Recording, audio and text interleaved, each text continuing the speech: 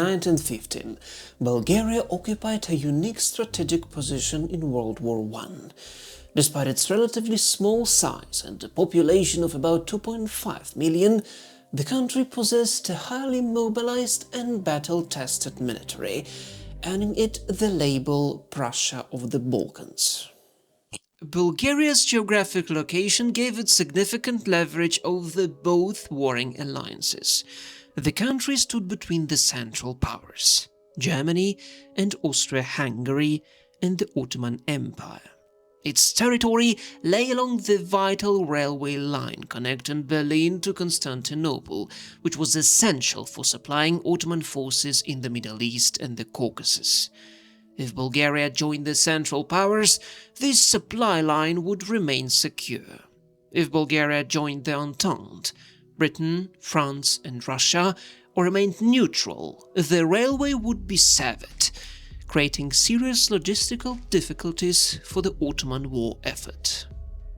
At the center of this situation was Tsar Ferdinand I, who governed Bulgaria with considerable autocratic power. Ferdinand harbored strong territorial ambitions, particularly regarding Macedonia, which Bulgaria had lost during the Second Balkan War of 1913. To understand Bulgaria's position in 1915, it's necessary to examine the outcome of the Second Balkan War in 1913. Bulgaria had been the primary military force in defeating the Ottoman Empire during the First Balkan War. However, disputes over the division of conquered territories led to the Second Balkan War, in which Bulgaria fought against Serbia, Greece, Romania, and the Ottoman Empire simultaneously. The resulting Treaty of Bucharest was highly unfavorable to Bulgaria. Despite its military contributions, the bulk of Macedonian territory was awarded to Serbia and Greece. Romania acquired southern Dobro. Bulgaria retained only a small portion of its gains. This outcome created deep resentment within Bulgaria. Tsar Ferdinand felt particularly aggrieved, viewing the settlement as a betrayal by fellow Slavic states. He also harbored resentment towards Russia, which he believed had failed to protect Bulgarian interests during the peace negotiations. This territorial grievance became the dominant factor in Bulgarian foreign policy when World War I began in 1914. The recovery of lost territories, particularly Macedonia, became Ferdinand's primary objective. When the war broke out, both the Entente and the Central Powers recognized Bulgaria's strategic importance and competed for its alliance. The Entente powers faced a structural disadvantage. The territory Bulgaria most desired, Serbia and Macedonia, was held by Serbia, itself an Entente ally. Britain, France and Russia attempted to negotiate with Serbia to cede portions of Macedonia to Bulgaria in exchange for Bulgarian entry, but Serbia firmly refused to surrender recently acquired territory. As a result, the Entente could only offer Bulgaria vague promises of future territorial compensation, mainly in Ottoman lands, contingent on an Allied victory. These promises lacked the immediacy and certainty that Bulgarian leaders sought. The Central Powers faced no such constraints. Germany and Austria-Hungary were already at war with Serbia and could offer Bulgaria, Serbia and Macedonia as a concrete battlefield reward. They also pledged territorial gains in Thrace at Ottoman expense, supported by German pressure on the Ottoman government. Throughout 1915, Tsar Ferdinand conducted parallel negotiations with both alliances.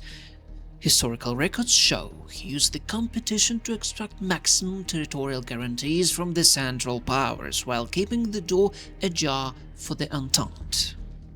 British and French diplomats focused on pro-Entente politicians in the Bulgarian parliament, but ultimate control over foreign policy lay with the Tsar and his government.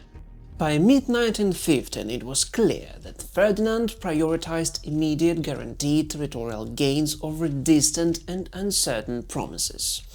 The Central Powers' ability to offer concrete terms gave them a decisive edge in the diplomatic contest. Beyond diplomacy, Bulgarian military leaders assessed the strategic situation. On the Eastern Front, Germany and Austria-Hungary had achieved a major breakthrough at Gorlice-Tarnów in May 1915, forcing the Russian army into a large-scale retreat and inflicting heavy losses. At the same time, the British and French Gallipoli campaign, launched in February 1915, had stalled.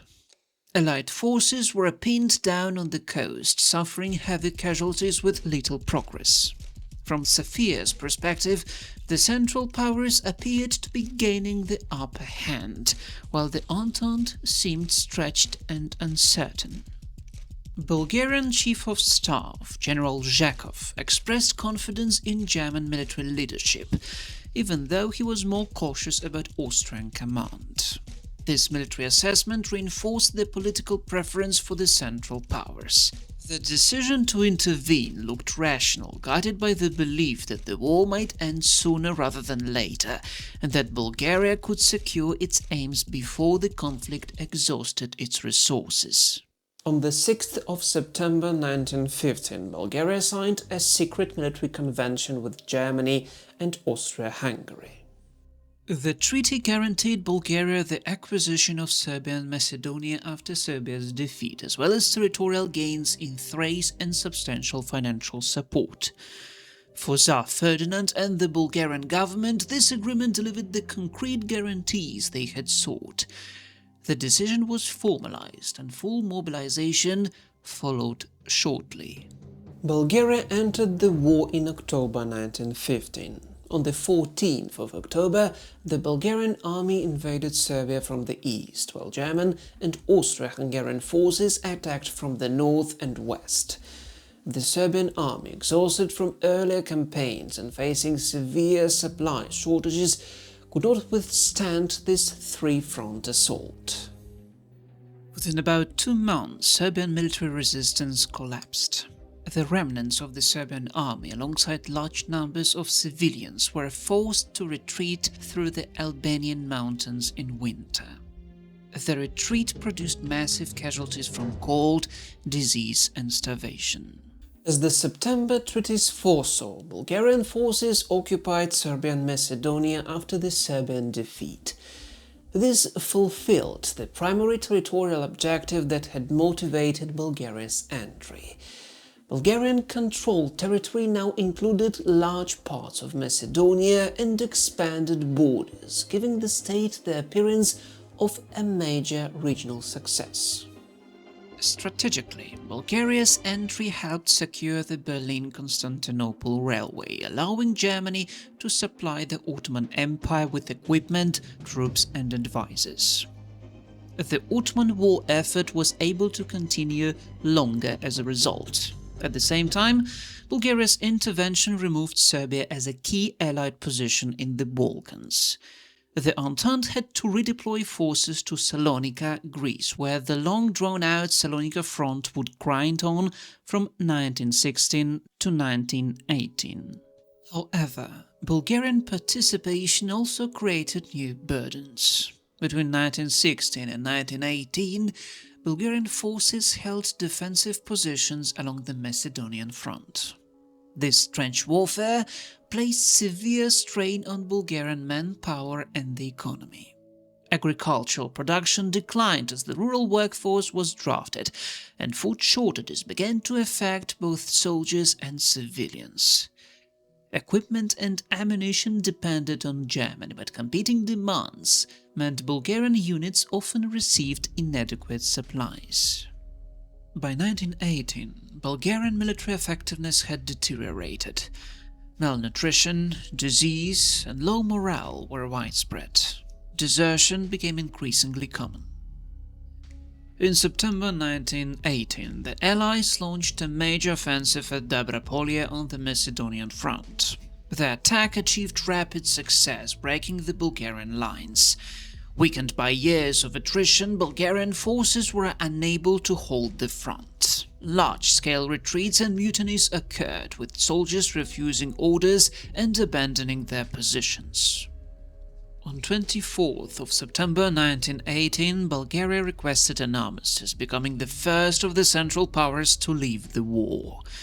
The Armistice of Salonika required the Bulgarian army to demobilize and withdraw from occupied territories. The military collapse had immediate political consequences.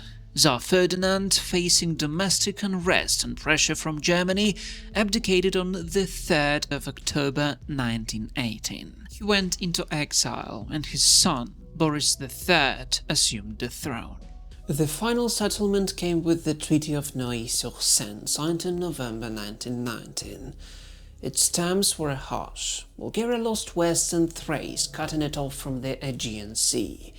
Macedonian territories were transferred to the newly formed kingdom of Serbs, Croats and Slovenes, later Yugoslavia.